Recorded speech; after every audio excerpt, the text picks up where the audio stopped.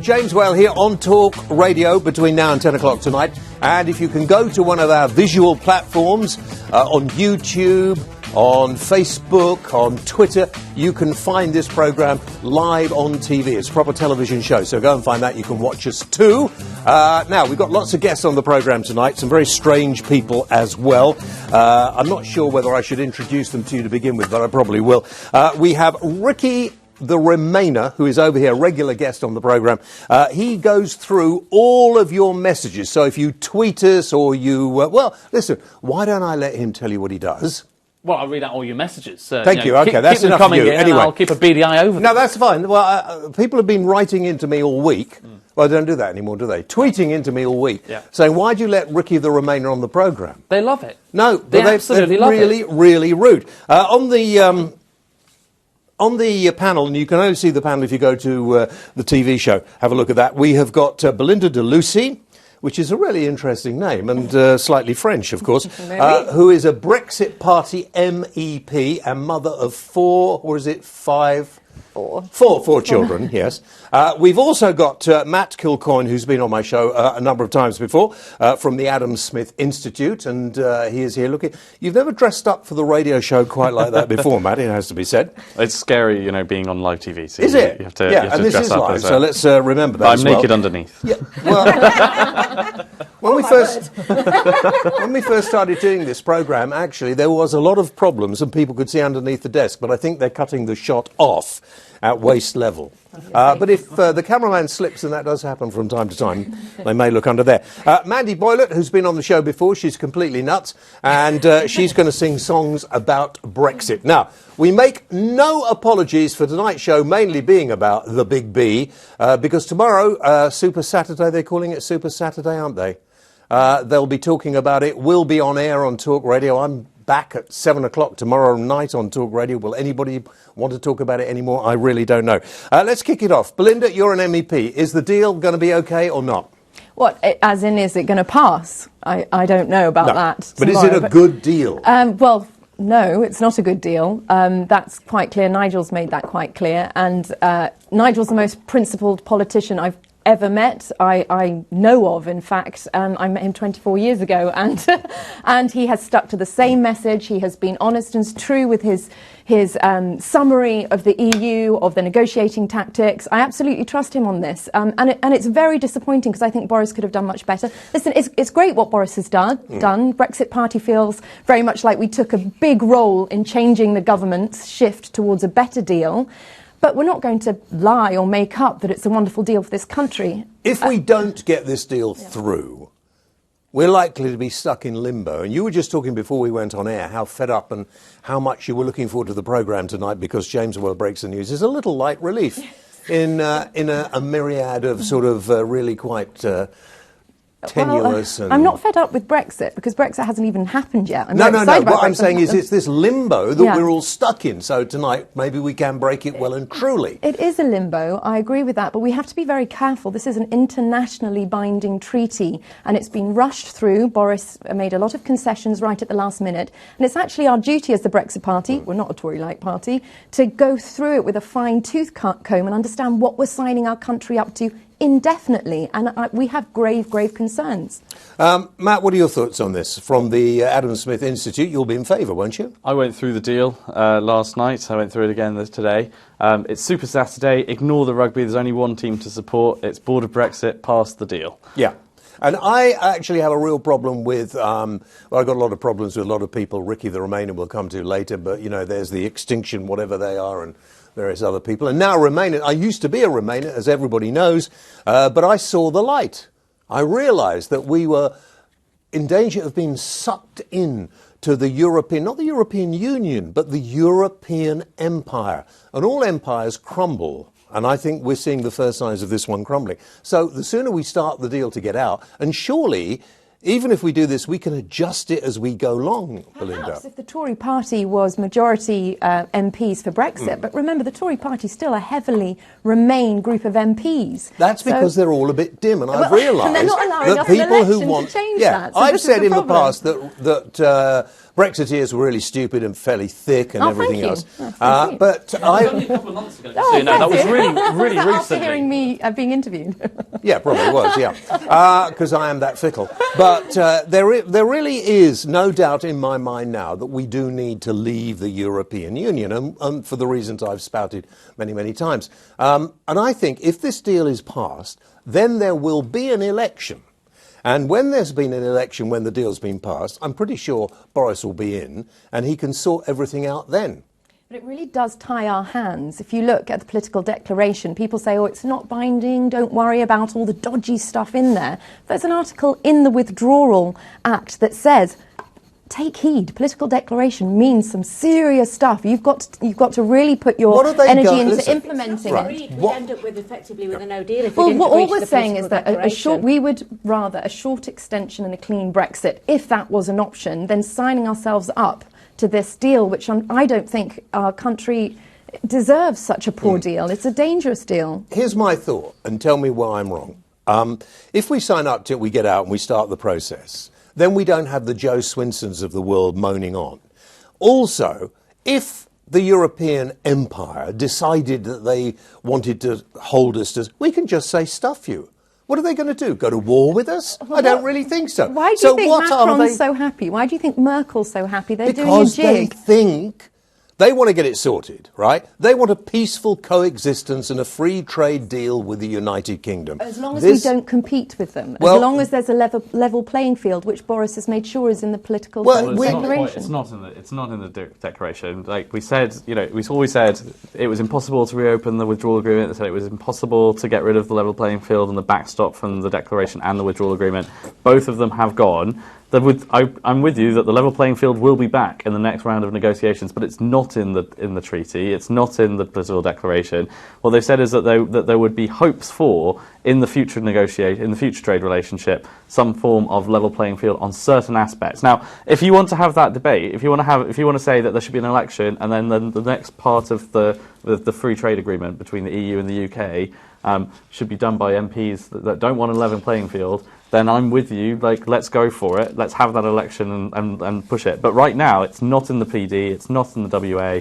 And this is our best chance. Tomorrow is our best chance of leaving on the 31st of October, I do or leaving at understand all. that, but actually. remember, we had 5.5 million people voting for us this year, many from our coastal communities, many from our fishing communities, who put their trust in us to have their back. They have been deserted by Labour and Tories But I over don't decades. sorry, Belinda, I don't think fishing is a huge issue to a lot of people. Let me tell you why. I understand. Because I don't think we're going to be getting more fishing boats on the sea after this, because we're going to be interested in conserving the fish stocks, quite rightly. And so I think a lot of people who used to fish have gone away. And we sell most of the fish to Europe anyway. It's more about having control rather than Well, I think how we'll much have we control. sell. And it's not That's just simple about... thing. Mandy. The fish are a national Fishermen. resource, and Well, any of us can go and stick a line out there and catch a fish. if you're in France, you've got the Alps, and that's a resource, and people go on holiday there. You in can't Germany, get fish you've in got the coal. Alps, Mandy. There's no fish in the Alps. The point is, we wouldn't be saying, "Oh well, France has to give us some of their Alps, Germany has to give us some of their coal," because Alps is literally in between three countries. It literally is split between countries. So okay, it's the you're worst. being pedantic now. No, that is literally Ricky, the worst you're example here you could to possibly read give. the emails, It to read the borders over tweets. several countries. Honestly, That's I a bad do. example. I do apologise. I mean, German coal. we shouldn't allow him to talk. Norwegian oil, whatever. No, you're going to tell me Norway's not in the EU now. I know Norway's not in the EU. I'm just looking for examples of countries that have natural resources. Britain, being an island, has fish as a natural resource. Do you know the only so problem we with shouldn't that, be having Mandy? to. The only problem with that is the fish don't always stay where they should stay, and they move It's around. about stocks and quotas. It's about these massive trawlers being able to come within 6 miles of our Well, we coast, do tearing what up we our did with bed. Iceland. We stick our gunships around the coast and tell No, them not you know to that. come You in. know Macron's going to use it in the future trade agreements. You know it's gone. You know they've been sold out. It will be used as a bargaining chip. beyond That's fish and true. chips. Matt, can you bring some kind of sense to Beyond what's fish and going chips, most Londoners and most of the UK don't really pay that much attention to fishing stocks. They've I never like a have little done. sea bass myself. What they do care about is making sure like if we that they're still had them. able to bank, that they're still able to buy their insurance, they're still able to go on holiday, they're still able to get the flight over. And actually, the withdrawal agreement is all about making sure that those things stay quite easily for most Matt, people. how would you feel if this deal doesn't go through tomorrow? I would feel like basically that the connivers have won. That the Letwins and the Greaves of this world have managed to push Brexit into the long grass to the point where it looks like it's not going to happen at all. All right. Ricky, we would now like to hear not your thoughts. No, you Ricky, do want to hear my but thoughts. the thoughts of some of our viewers. Well, tonight. firstly, I don't understand what Belinda's issue is actually with the deal. I don't actually know what the issue is with the deal. This a is the little first later time. we'll ask her to explain. Well, can I just say, this Well, is I the thought she first did, time actually. that probably in my life Matt and I have agreed on the same issue, which is so bizarre. As a person that I voted Remain, but I'm for us leaving on October the 31st, something which the Brexiteers have said over the last 6 months or so. This is the first time I've said, yeah, I want to go with this. I was most concerned about a hard border in Northern Ireland. That was my primary concern, everything in the Good Friday Agreement. Suddenly, there seems to be something, there seems to be some policy, a border down the Irish Sea, But your seems to be the hero- way of solving it. Let's talk about your hero, Jeremy. Okay. I now, support your the Labour hero Party. came out before he'd even read the document and said it was rubbish. It's a long document. It takes a long time to read it. And only Matt's read it. Matt has read it twice. I know. Twice more than all of us put together. Exactly. Oh, I reckon Belinda's probably had a little... We all, yes. yeah. We Well, all I have don't to understand. read Go on, Belinda. What is your issue with the deal? What specifically is your issue with it? it. Well, my issue with the deal is the transition, which is a huge problem for me because there's no real end date to it. And the transition where we don't have a voice, or we are a vassal state in the transition. It restricts our military independence. No, it doesn't, because I can't see anybody who can actually dictate to us what we're going to do. It says that we cannot have any foreign policy that conflicts with the EU Well, foreign policy. tough. What Let's trade just deal get- around the world requires let's a country to just sign up get to that? it done, I and do then if they understand that, try but it- do you not see that honour and integrity is so rare now in politics? We are asking our politicians to sign up to a deal not on its merits, but out of fear of the anti-democrats crushing it with a no Brexit. I do not think there is a lot of honour in that. I was against you originally, but now I'm for the deal. That's why it doesn't make any I am sense. for Brexit. We don't want to stop Brexit, but it is our duty to let the people know what we're signing up to, and that's fair enough. We are the Brexit party, But hang not on. some offshoot of the Tory party. Should we actually... You know, we are a proud nation. England. Oh, there's other bits as well. We should... Oh, we... yeah. As a Welshman, Well, hang on. I'll take I'm a Welshman too. My mother was... just because of the net. I was never born in Essex. My mother... And I wouldn't have minded being born in Essex. My mother was from Rumney. In the valleys, see? But anyway, that's by the by. I'm just being a little pedantic. And of course, if Scotland wants to leave, that's a whole other show, isn't it, really? But we need to get this sorted out. And OK, then the politicians sign up to it. We start it's only the start if we sign this, isn't it?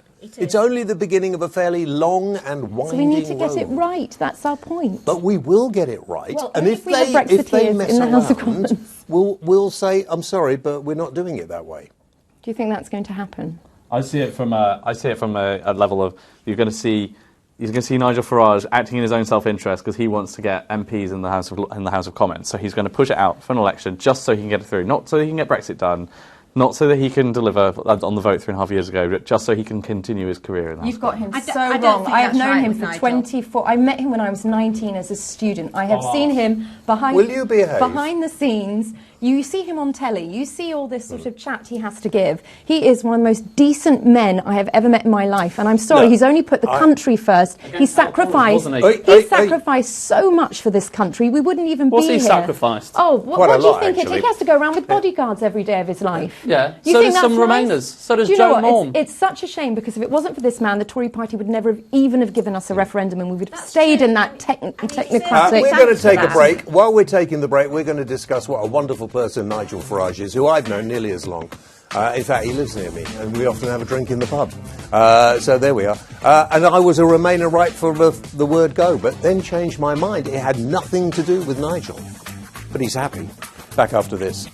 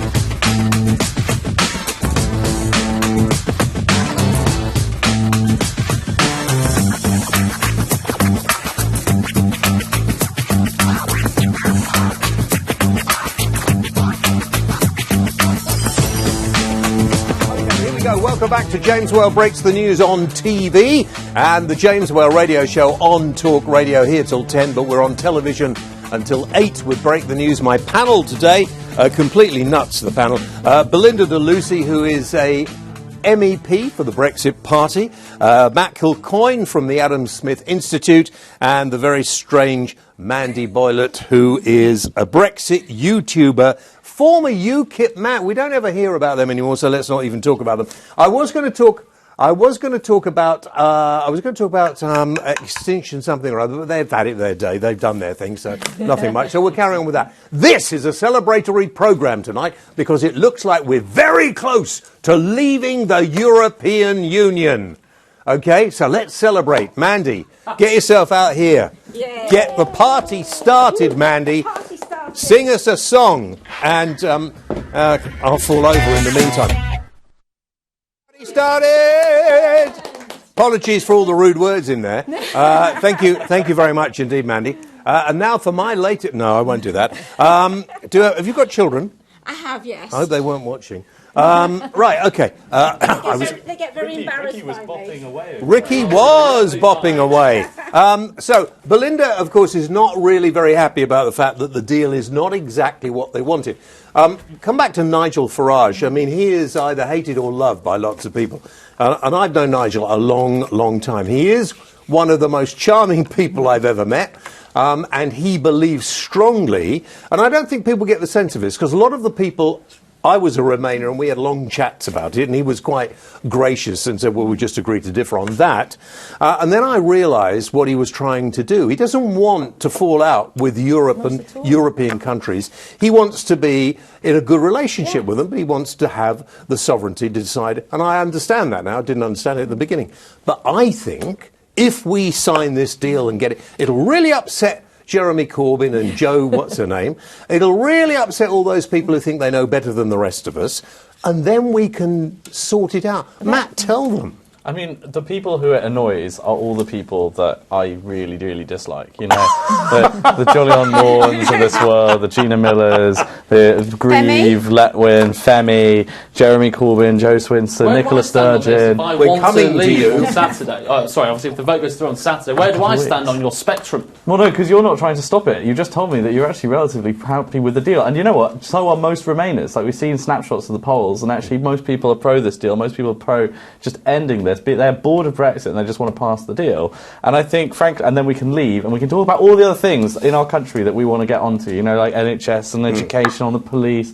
And we were just desperate to get this one issue sorted. And then, yes, we will go and talk about a future relationship with the European Union. But we'll also be talking about a future relationship with the United States of America, with Canada, with Australia, with Singapore. And it's one of these exciting opportunities that we could actually get on to talking about, rather than talking this miserable nature of this deal that we've been going through for the past 3 years. Good. Remember, this is a celebration tonight. There's also the risk that if we don't sign the deal, we may never get Brexit. Yes. But I think that's such a sad state of affairs that. So why not vote I for think, it I Saturday? think you've got to be some pragmatic sometimes. I mean, I'm not happy about the 39 billion, to be honest, because we're net I importers think it's from down the to EU. 33. Yeah. It'll probably end up more on that, because another thing is that it's not that figure actually isn't in with the withdrawal agreement. The ECJ have some. We've got huge financial liabilities. We've got huge financial liabilities, and I admit that is not ideal, and I wouldn't say that the deal is ideal.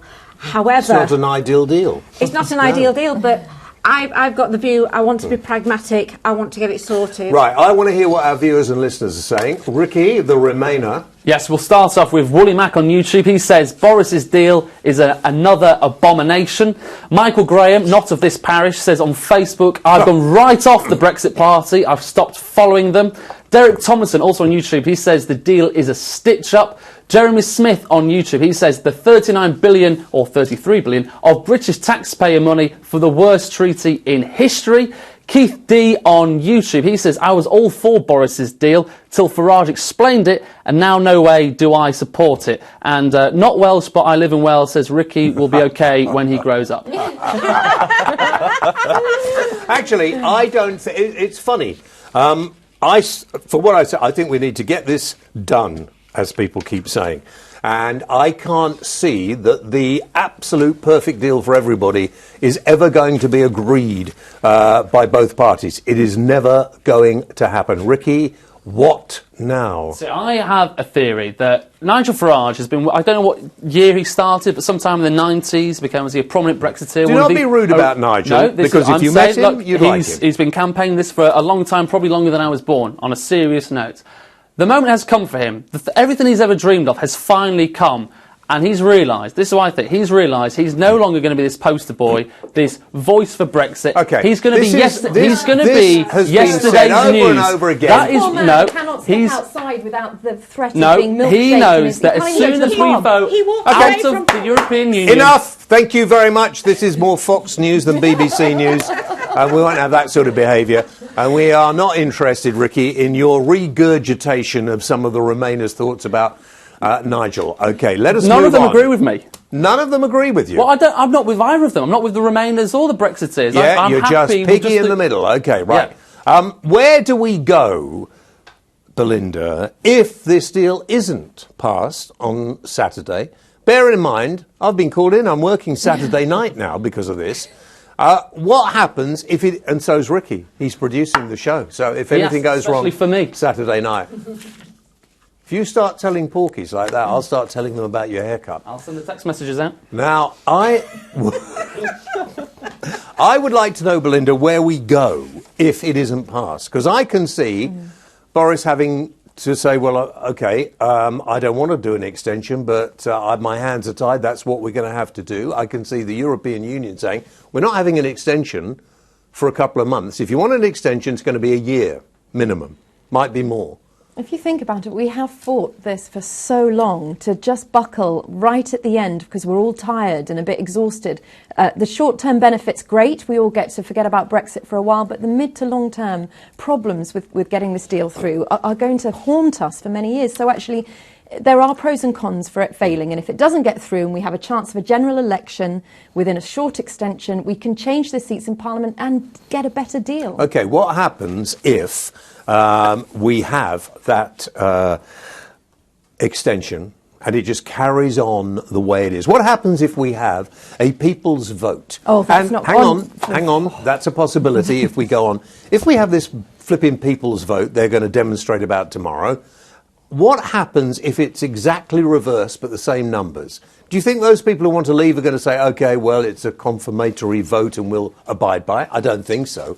Surely the first vote has to be adhered to in a democracy. Well, I'd say two things on that. Democracy is completely meaningless if only some democratic results are respected and others aren't. It then just becomes meaningless. Secondly, it sets a really, really dangerous precedent that if you have money and power and platform, you can overturn people's votes who don't have that money, power and platform. It's disgraceful. It is grossly undemocratic. I will not recognise it as legitimate. You know the ballot paper is going to be loaded and it will be the final insult to democracy. Scandalous. Will you be quiet, really? Ricky? There is no democratic mandate for Remain and there's no mandate for a second referendum. It's not in the manifesto. Ricky, you'll get your say in a minute. You're just here to read other people's thoughts. I will take myself to Buckingham Palace gates if there's a second referendum. I don't know why you actually make fun of them, aren't you? They get treated really nicely by the police. What if you have a general election and the Brexit Party stands MPs against the Tories and it splits the vote and it lets Labour in? We've already said that we'll make a pact, though. But the Tories haven't said that they want a pact. Do you know, even if they insult us to an inch of their lives, we will still make a pact with them because the country is more important to us than party politics, unlike the two other main parties. Belinda, answer me this. I know you, but I don't know you terribly well. I've met you a few times. And you do, strange enough, seems quite charming for a member of any parliament. Can get angry. But I'm sure you can. But what happened? I mean, this is what Ricky was probably going to ask. You've just become an MEP. You've never been in politics before, but you feel passionate about this. But now you've got the job. You've got the wage. You've got the pension right. You've got the flat in Brussels, the chauffeur... The money that is poured to turn you into a Europhile. Do you take the salary? I take the salary because it is, but you don't know what I do with the salary.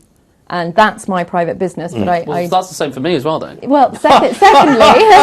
Hang on, can I just make a note? No, I have charities I support. He doesn't get paid. But there are charities as well. It's a lame argument. But no, there isn't, because there are people who are MEPs that have given up their careers and a huge amount of their personal lives to do this job, and they need to live off rent, they need to pay their bills. Yeah. We barely take expenses. The amount of money, do you know, we get £250,000 a year just to spend on staff we really don't need, because we really don't do anything, because MEPs Could are just I come and work for you when I'm not here? Exactly. It's immoral, and we cannot wait But to Ricky, get sacked, but it has to be for a good deal. Ricky he could fit in a bit. He'd be okay as a research. He's okay looking But online. people, when I first got the job, people came up to me who knew about the deal I was getting. Yeah. Go, oh, can I have a job? Oh, can I work for you? Oh, I'll do.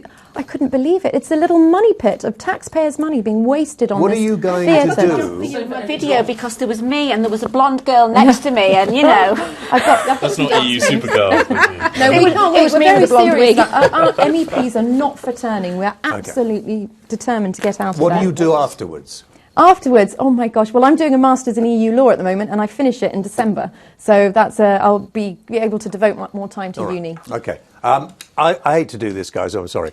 Ricky. Hello. Okay. What have you got for us? I'm sorry, I've been so involved in the discussion. Yes, I've I been a know, little Ricky. bit Not your behind. place, really, but still. Yes. Well, we can go with Catlin, who says, yet another extension was always the Brexit Party's biggest fears. Now a deal actually not too bad that we can amend and exit the CFO at will. Now we want an extension number 4. Which, look, still have no idea why the Brexit Party don't want to go ahead with this, because as we all know, this is the beginning of the beginning. This isn't the beginning of the end. This is the start of the negotiations. Once we leave the EU, then we're going to start moving on, which Belinda doesn't seem to get her head around, that this is only the start of where we're going to go. And this is from both sides. This is where we will meet. So the issues which the left have over environmental rights, over workers' rights, these are all things which the left are very concerned about, and things which will hopefully be ironed out in months, years to come, now, which will be the same for what Belinda's I would worried like about. Belinda to have the right of reply to that, and while she's talking, I don't want to hear from you.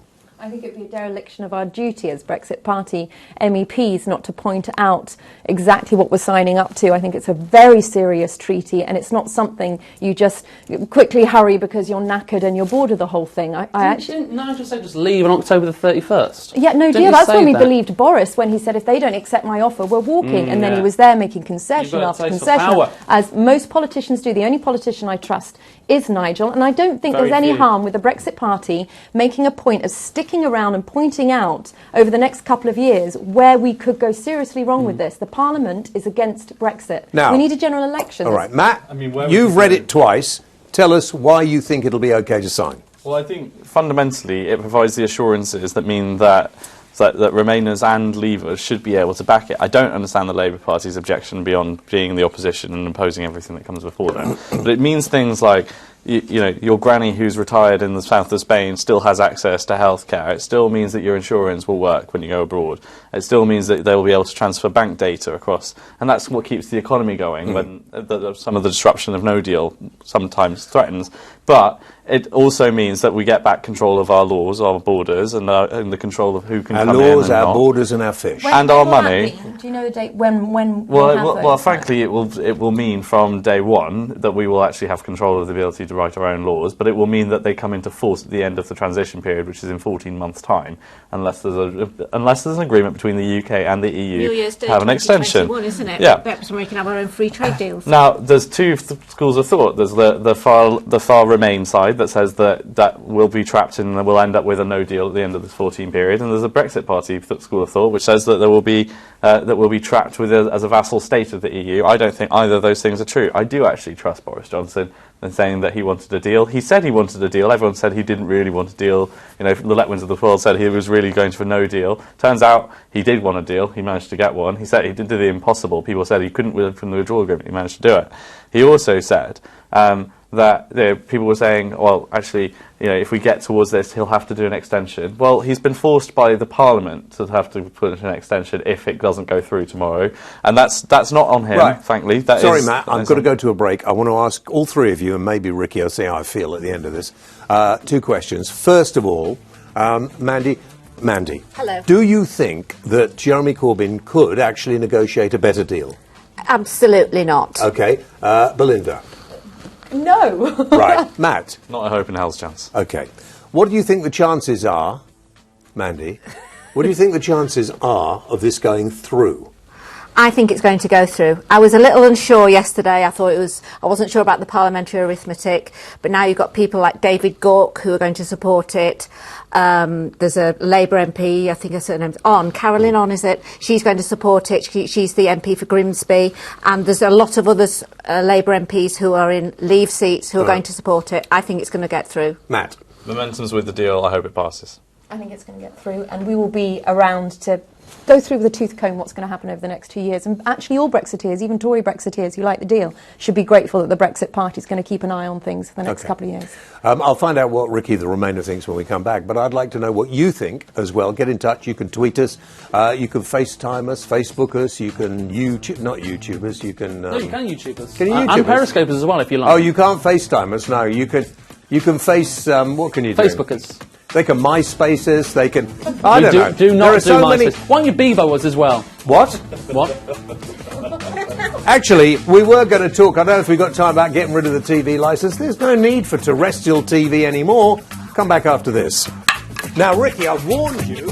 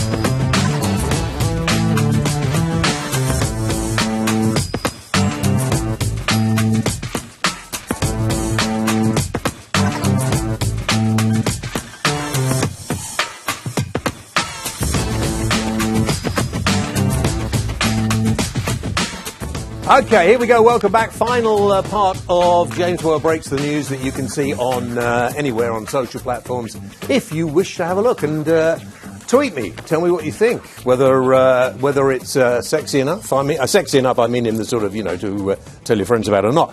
Now, we've got Belinda, we've got Matt, we've got Mandy on the panel. We've got some bloke called Ricky the Remainer here as well, who seems to be a regular occurrence on the show every week. He's supposed to take in what you think of the show and read them out, your tweets, etc., etc.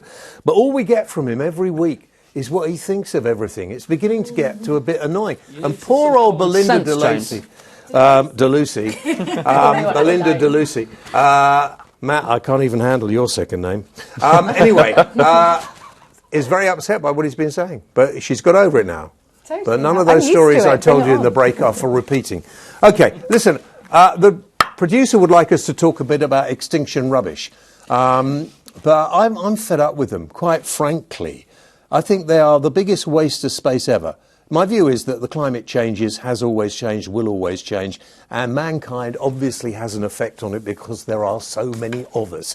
But this death cult that are going around now with red hands saying we're all going to be dead if we don't do something like become vegan and stop driving cars, they're just the most ridiculous people. And I hate to say, when the guy was pulled off the train at Canning Town, I wish they just handed him gently to a police officer. That would have been the way to do it. But thank goodness the public know what you're saying. Most of them think, yeah, let's clean it up, let's make it a bit better. But they're not prepared to change the way they live.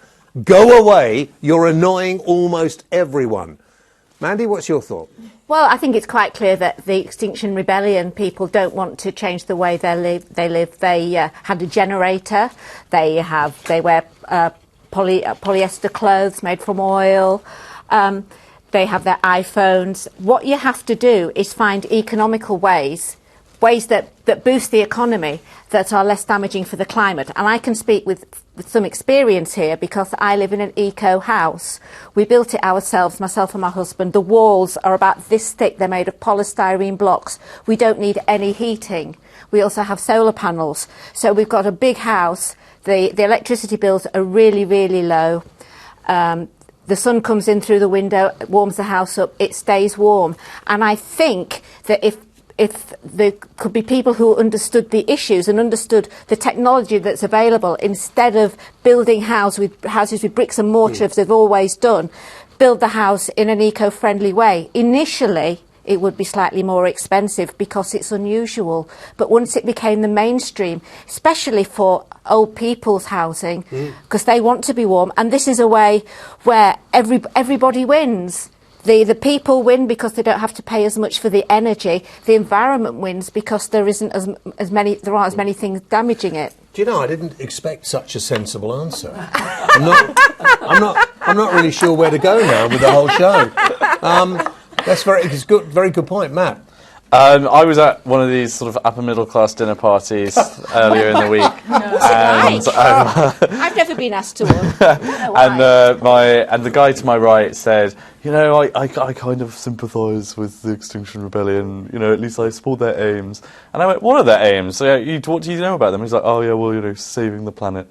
And I was like, no one thinks that we should burn the planet up, right? No one thinks that we should go to hell in a handcart. But what their aims are, and I think this is what people at home need to understand, their aims are net zero by 2025. And what does that mean? Well, that means every car and lorry off the road.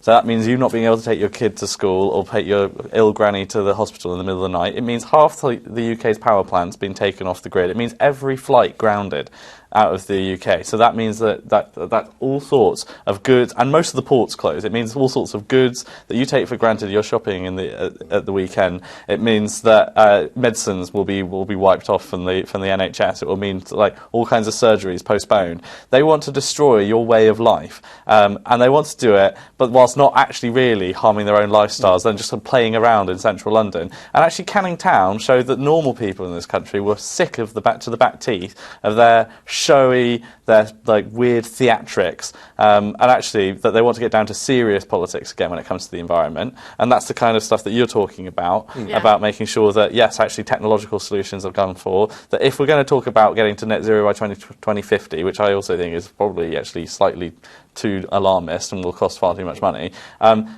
but that is taken into account in ways that is about taxes, is about changing behaviour over a long period of time, not about putting a handbrake on the entire economy and turning it upside down. Yeah. Belinda. I think it's a very weird, woke, rather plummy millennial cult, to be honest. And I think it's in fashion right now with a few people who are a little bored or don't have much to do. I think it's a lot of old people and really young people. And I think it's really sad for the environment because it's putting people off. But two things, I'd say one, I do think their numbers will swell once Brexit is done. I think there's a lot of enraged Remainers that need to put all their rage somewhere. And you might get no, but I was just thinking Steve Bray might have a job over there going, stop eating meat every time anyone speaks. Secondly, I do, as I said, I think it's a fashion. It will die down. It's supposed to be this woke, cool, trendy thing. It's actually really dangerous. I think someone's going to get hurt. I mean, I saw the tube thing, and all well and good, they were pulling the guys off the train, but it's getting dangerous. I think the police need to monitor the protests and stop them going too far. And the police are very polite to them. And I think if it had been us, if it had been Brexiteers out there protesting, get the water cannon out. That's what we need. With a bit of soap and shower gel, give them a good wash. God's sake! Listen, I've got this view because when I was a little younger, we had CND marches. You won't remember. Well, I don't. I was at school. And that all disappeared, and we still got a nuclear bomb. We then had women chaining themselves to Greenham Common, the airbase in Greenham Common. I don't know if you remember that.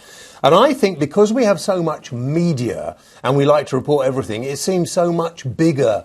And when I've been and I've looked at a few of they've got a few people camped out in Trafalgar Square, but not very many. Just a few people who turned up outside these studios the other day, and they glued themselves, but not very many, to the BBC. I'd have done that if I'd known.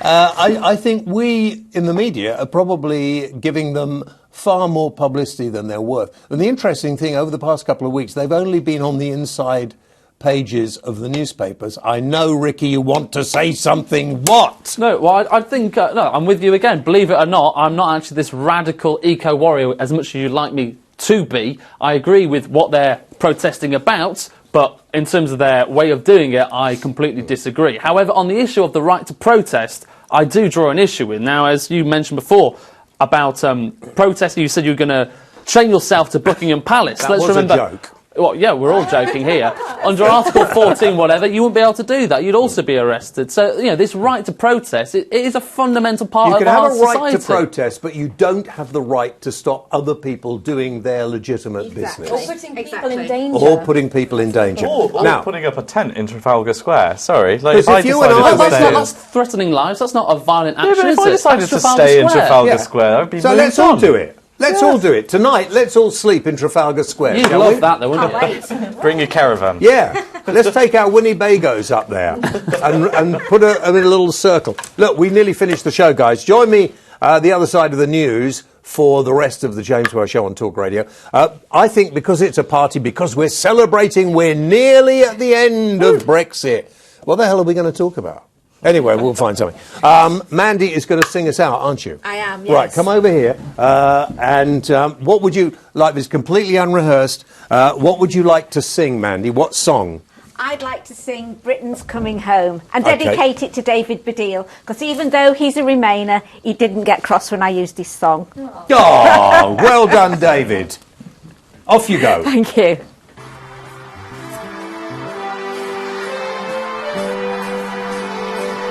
We're coming out, we're voting leave, believe in Britain coming home.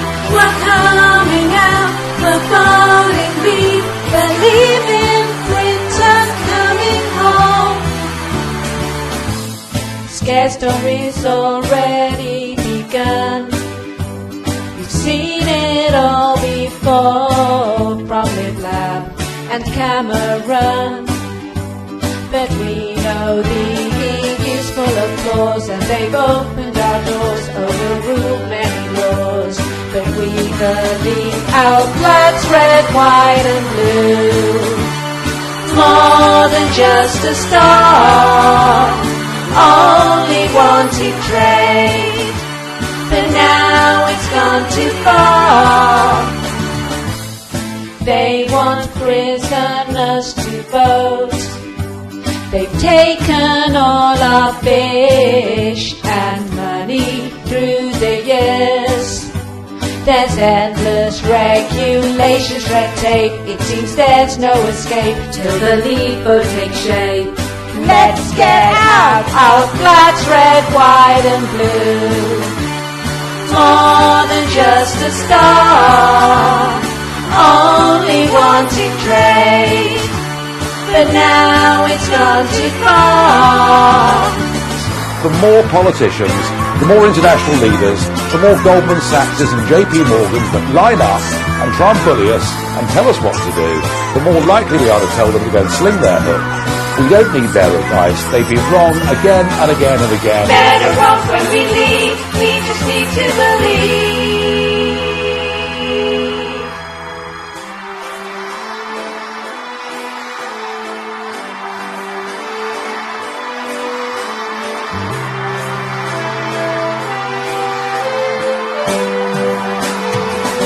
We're coming out, we're falling, we believe in Britain coming home. We're coming out, we're falling, we believe in Britain coming home. We're coming out, we're falling, we believe in Britain coming home. We're coming out, we're falling, we believe in, but now it's gone too far. We're coming out, we're falling, we believe in more than just a star. Whoa! Back next Friday for more Break the News. Mandy, you'll have to come and either commiserate or celebrate with us, I think. For the panel, Belinda, and for Matt, thank you very much indeed. Matt, you're going to join me for the next part of the radio show as well. And Ricky the Remainer, I suppose he'll be back as well. Join us, by the way, tomorrow night, Saturday, when we'll be here on Talk Radio 2 from 7 till 10 tomorrow evening. And we'll know what's going to happen. Join us then. Take it away, Maestro. Take it away.